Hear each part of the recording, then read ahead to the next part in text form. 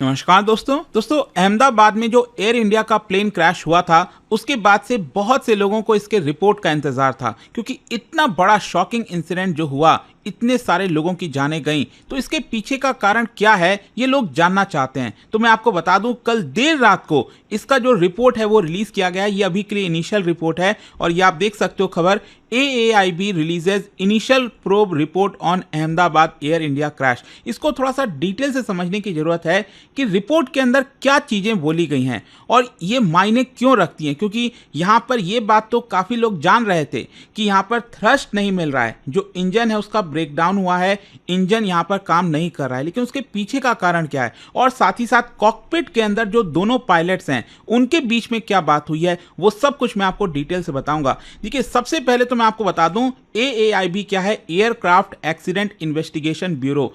इनके द्वारा ये जो पूरा प्रिलिमिनरी रिपोर्ट है वो रिलीज किया गया है और जिसके अंदर आप सब जानते हैं कि एयर इंडिया का जो प्लेन क्रैश हुआ था, 241 लोग जो ऑन बोर्ड थे उनकी मृत्यु हुई, इसमें से एक सर्वाइव हुआ और वो भी अपने आप में बहुत बड़ा चमत्कार है। अभी तक समझ नहीं आ रहा था कि उनकी जान कैसे बची, लेकिन अपने आप में काफ़ी मायने रखता है। और साथ ही साथ याद रखिएगा, 19 लोगों की जानें गई थी जो ग्राउंड पर थे, हॉस्टल में जाकर ये भिड़ा था, आप सब जानते हैं। तो टोटल मिलाकर 260 लोगों की मृत्यु हुई थी। और ये जो प्लेन है आप सब जानते हैं कि अहमदाबाद से लंदन जा रहा था, लंदन के जो गेटविक एयरपोर्ट है वहां पर। अच्छा, अब मैं आता हूं कि पूरा जो टाइमलाइन है, इसका जो सीक्वेंस ऑफ इवेंट है ना, वो मैं आपको समझाता हूं एज पर द रिपोर्ट, जो रिपोर्ट सामने आया है। देखिए, सबसे पहले तो बताया जाता है कि टेक ऑफ के लिए क्लियरेंस मिल गया था 8:08। देखिए 8:08 क्या है, ये बेसिकली यूनिवर्सल टाइम है, जो लंदन वाला टाइम होता है ना, तो उसमें आप करीब 5.5 घंटा जोड़ दीजिए भारत के टाइम के लिए, तो ये हो जाता है करीब 1:38। ठीक है, तो 1:38 पर जो एयरक्राफ्ट का क्लियरेंस है वो दे दिया गया था फॉर टेक ऑफ, और अहमदाबाद एयरपोर्ट पर जो रनवे 23 है उसका क्लियरेंस मिल गया था। फिर कुछ ही सेकंड के बाद ये जो प्लेन है वो टेक ऑफ करता है 1:38:30। ठीक है, तो ये यहाँ पर आप ध्यान दे सकते हैं। और उसी के कुछ ही सेकंड बाद, मतलब हार्डली 5, मतलब जैसे ही ये प्लेन टेक ऑफ किया उसके कुछ ही सेकंड के बाद आप देख सकते हो, सबसे पहले जो इंजन 1 है, जो फ्यूल कंट्रोल स्विच है, वो ऑटोमेटिकली रन से कट ऑफ चला जाता है। देखिए, क्या आप सब जानते हैं कि ये जो एयर इंडिया 171 वाला प्लेन क्रैश हुआ था, इसके अंदर 2 इंजन है बेसिकली, तो ऑब्वियस सी बात है, पॉसिबिलिटी काफ़ी कम हो जाती है कि 2 इंजन वाला प्लेन एक साथ दोनों का ही इंजन यहाँ पर फेल हो जाए और वो गिर जाए, क्योंकि अगर एक इंजन फेल होता है तो जो दूसरा इंजन है उसकी कैपेबिलिटी होती है कि वो आराम से टेक ऑफ भी कर सकता है और एक इंजन से ये आपका लैंड भी कर सकता है। और इसीलिए सबको ताजुब हो रहा था कि ऐसा कैसे हो गया। तो मैं आपको बता दूं, पहला इंजन जो है, सबसे पहले जो फ्यूल कंट्रोल स्विच है वो आपका रन से कट ऑफ हो जाता है, मतलब इंजन को जो फ्यूल मिलना चाहिए था वो ऑटोमेटिकली कट ऑफ हो जाता है, वो इंजन को फ्यूल नहीं मिल पाता। और उसके 1 सेकंड के बाद, मतलब ये पहला वाला इंजन जैसे ही कट ऑफ हुआ, उसके दूसरे सेकंड में ही यहाँ पर जो दूसरा वाला इंजन है उसका भी जो फ्यूल कंट्रोल स्विच है वो आपका रन से कट ऑफ हो जाता है, और जिसकी वजह से जो दोनों इंजन हैं वो शट डाउन हो जाते हैं मिड एयर में ही। तो ये बहुत इंपॉर्टेंट जो चीज सामने आई है कि यहां पर जो फ्यूल मिलना चाहिए था इंजन को वो ऑटोमेटिकली हो जाता है यहां पर। अच्छा, यहां पर क्वेश्चन ये है कि पायलट्स का क्या रिएक्शन था, क्योंकि ब्लैक बॉक्स के बारे में आपने सुना होगा, और ध्यान रखिएगा 2 तरह के ब्लैक बॉक्स होते हैं। एक होता है FDR, फ्लाइट डेटा रिकॉर्डर, जो कि फ्लाइट से टेक्निकल चीज़ों से रिलेटेड जितनी जानकारी है वो देता है, और दूसरा बहुत इंपॉर्टेंट है वो है आपका CVR, कॉकपिट वॉइस रिकॉर्डर। मतलब प्लेन में जो कॉकपिट है जहां पर दोनों पायलट्स बैठते हैं, वहां पर उनके बीच में क्या कॉन्वर्जेशन हो रहा है वो हम पता लगा सकते हैं। तो CVR के माध्यम से पायलट्स के बीच का जो एक्सचेंज है वो पता चला है, जिसमें जैसे ही ये कट ऑफ हुआ, जो दोनों ही इंजन के फ्यूल कट ऑफ हुए, उसके बाद पायलट 1 कहता है, पूछता है पायलट 2 से, why did you cut off. मतलब पायलट 2 को यह लगा कि पायलट 1 ने यहां पर जो फ्यूल है उसको कट ऑफ कर दिया, लेकिन पायलट 2 का जवाब था आई डिडंट डू सो। इसका मतलब साफ है कि दोनों ही पायलट्स दे वेर अनअवेयर, उनको पता भी नहीं चला, ये जो स्विच है वो अपने आप ही हो गया। मतलब जो इंजन को सप्लाई मिलनी चाहिए थी, जब ये रन पर होना चाहिए था फ्यूल, वो ऑटोमेटिकली कट ऑफ की तरफ हो जाता है। तो ये आपको समझना है कि जैसे ही ये आपका फ्लाइट उड़ा, उसके कुछ ही सेकंड के बाद दोनों इंजन आपका स्विच ऑफ हो गए, क्योंकि यहाँ पर जो फ्यूल मिलना चाहिए था वो नहीं हो पा रहा था और थ्रस्ट नहीं मिल पाया, जिसकी वजह से क्रैश हुआ। अच्छा, एक चीज बहुत इंपॉर्टेंट है इसमें, क्या होता है कि जैसे ही दोनों इंजन का पावर फेल हुआ तो उस वक्त क्या होता है, वहां पर रैट डिप्लॉय हो जाता है। रैट मतलब है रैम एयर टरबाइन। मैं आपको दिखाता हूं, किसी भी एयरक्राफ्ट में अगर आप देखोगे तो ये छोटा सा, बहुत छोटा सा जो है इसका मतलब है रैम एयर टरबाइन, मतलब दोनों इंजन फेल हो गए तो कोशिश ये की जाती है रैट के माध्यम से ये डिप्लॉय हो जाए, और कोशिश ये होती है कि यहाँ पर थोड़ा बहुत जो भी सप्लाई है, इलेक्ट्रिकल सप्लाई है, वो प्लेन को मिल सके। लेकिन जाहिर सी बात है, इतना बड़ा प्लेन है, ये कितना ही इलेक्ट्रिकल सप्लाई कर पाएगा। तो इनफैक्ट अगर आप देखोगे तो यहाँ पर जो एयर इंडिया का प्लेन क्रैश हुआ था, ये टेक ऑफ जो कर रहा है, इसमें अगर आप ध्यान से देखिए, जूम में आ रखा है, यहां पर रैट डिप्लॉय हुआ है। तो इससे भी प्रूव होता है कि दोनों इंजन फेल हुआ था, क्योंकि दोनों इंजन फेल होने के बाद ही ये रैट डिप्लॉय हो जाता है। तो एक तो ये आपको समझना है। फिर यहां पर देखिए, ऑब्वियस ही बात है, अगर इंजन स्विच ऑफ हुआ, मतलब जो फ्यूल है वो आपका रन से कट ऑफ हुआ, तो पायलट्स ने तुरंत कोशिश की कि वापस से इसको रन पर लाया जाए। लेकिन जैसे ही ये रन पर लाए, उसके मतलब कोशिश हुआ इंजन स्टार्ट करने का, लेकिन तुरंत वो वापस से स्विच ऑफ हो गया। मतलब कहीं ना कहीं जो सप्लाई मिलनी चाहिए थी फ्यूल की, वो नहीं हो पा रही थी। अब इसके पीछे का कारण क्या है वो पता लगाना जरूरी है, क्योंकि यहां पर देखिए इतना बड़ा हादसा हुआ है। मतलब आप सोचो, प्लेन टेक ऑफ करते ही 32 सेकेंड्स के अंदर अंदर यहां पर ब्लास्ट हमें दिखाई देता है। अच्छा, यहां पर जो फाइंडिंग सामने आई है उसको आप समझिए।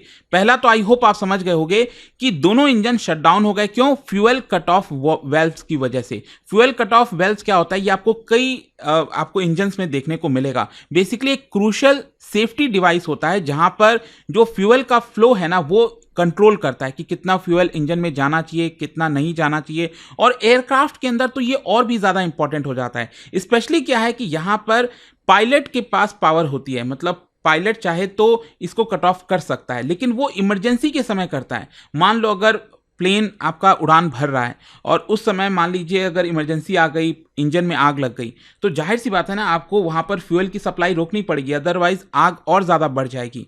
तो ये जो मैं आपको बता रहा हूं ना, फ्यूल कट ऑफ वेल्व्स, तो ये आपका रेगुलेट करता है कि फ्यूल कितना जाना चाहिए। तो यही एक प्रकार से कट ऑफ हो गया। जो ये ऑन होना चाहिए, रन पोजीशन पर होना चाहिए था, वो कट ऑफ हो गया। I hope this thing is clear. और दूसरा, जहां तक ये पॉसिबिलिटी दिखाई जा रही थी कि क्या पायलट की कोई गलती की वजह से हुआ होगा, तो ऐसा कुछ भी नहीं है। जो कॉकपिट वॉइस रिकॉर्डर से चीजें सामने आई है उसमें साफ दिखता है कि पायलट्स की यहां पर कोई गलती नहीं है, और हो सकता है कि यहां पर कोई इलेक्ट्रिकल ग्लिच हुआ हो, सॉफ्टवेयर कमांड मैल फंक्शन हुआ हो, वही पॉसिबिलिटी यहां पर दिख रही है। क्योंकि बाकी के भी कोई भी एक्सटर्नल फैक्टर, चाहे बर्ड का कोई स्ट्राइक हुआ हो, वेदर खराब हो, वेदर भी ठीक था, फ्यूल कंटामिनेशन, ये भी चर्चा हो रही थी कि क्या फ्यूल में कुछ कंटामिनेट किया गया है जिसकी वजह से ऐसा हुआ, तो अभी ये भी पॉसिबिलिटी नहीं देखी जा रही है। एयरक्राफ्ट ऐसा भी नहीं है कि कोई बहुत ओवरवेट था। सो एयरक्राफ्ट वॉज वेल मेंटेन्ड और सेफ्टी पैरामीटर्स के अंदर ही था। इनफैक्ट यहाँ पर जो थ्रस्ट लीवर्स है, फ्लैप पोजीशंस है, स्टेबलाइजर, जितनी भी इंपॉर्टेंट चीज़ें होती है ना, टेक्निकल चीज़ें, वो आपका ठीक से थी। और यहाँ पर वॉइस रिकॉर्डर में भी कुछ चीज़ सामने नहीं आई है। तो अल्टीमेटली अब देखो, यहाँ पर जो पूरा का पूरा फोकस है वो टेक्निकल फोकस, मतलब टेक्निकलिटी की तरफ चला गया मामला। अब पहला यही देखा जाएगा कि क्या यहाँ पर कोई शॉर्ट सर्किट हुआ जिसकी वजह से ये स्विच ऑफ हो गया, रन से कट ऑफ हो गया, सॉफ्टवेयर कमांड में कोई गलती हुई है, कॉकपिट कंसोल स्विचेस में कोई डिफेक्टिव चीज़ें पाई गई हैं।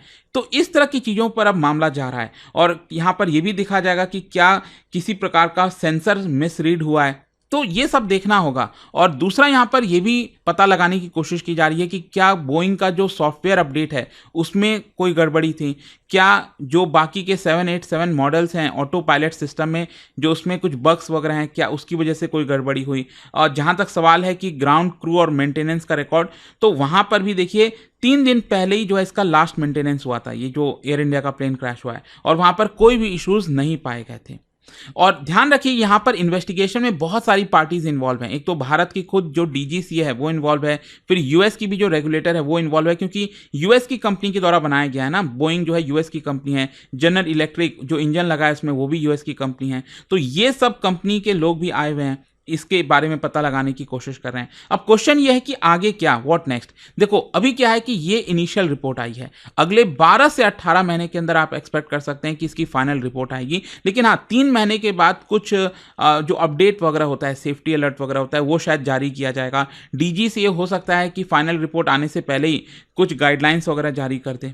तो देखते हैं इसको लेकर अल्टीमेटली क्या होता है। लेकिन देखो कंक्लूजन ये है कि अगर ये कंफर्म हो गया कि ये टेक्निकल फेलियर की वजह से हुआ है, so this would be one of the rarest and most disturbing, क्योंकि एक डर तो बना रहेगा ना कि टेक्निकल फेलियर, एक तो होता है कि चलो ह्यूमन एरर की वजह से, तो वो सब चीजें आप फिर भी सुधार पाओगे कि कहीं किसी पर्सन की वजह से वो कुछ हुआ। यहां पर तो टेक्निकल फेलियर मतलब कैसे हो सकता है कि जो फ्यूल का आपका सप्लाई है वो रन से कट ऑफ की तरफ चला जाए। तो ये बहुत बड़ा कंसर्न हो जाएगा कहीं ना कहीं।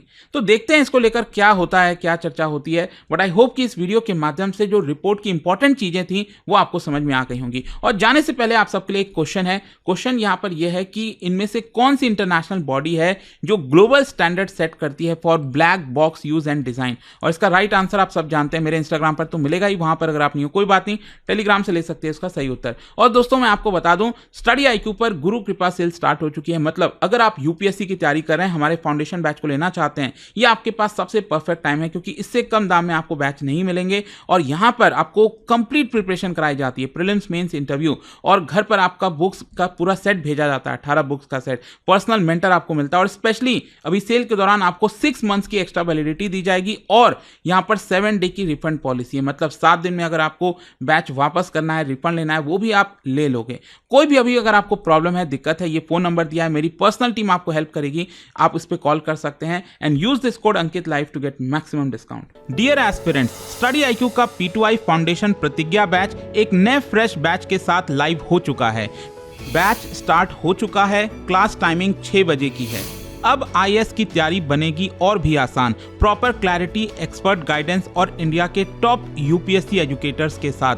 यह बैच उन सबके लिए है जो UPSC 2026 लिखने वाले हैं और जिन्होंने अभी तक शुरुआत नहीं की है या अभी भी कंफ्यूज्ड हैं डायरेक्शंस को लेकर।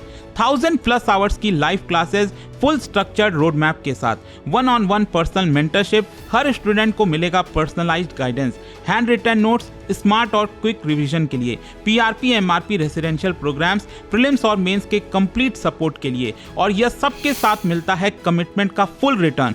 प्रीलिम्स क्लियर करो, फुल रिफंड पाओ, हर मंथ के टॉपर्स को 11,000 रुपीज तक के कैश रिवॉर्ड्स। बैच स्टार्ट हो चुका है, क्लास टाइमिंग 6 बजे की है।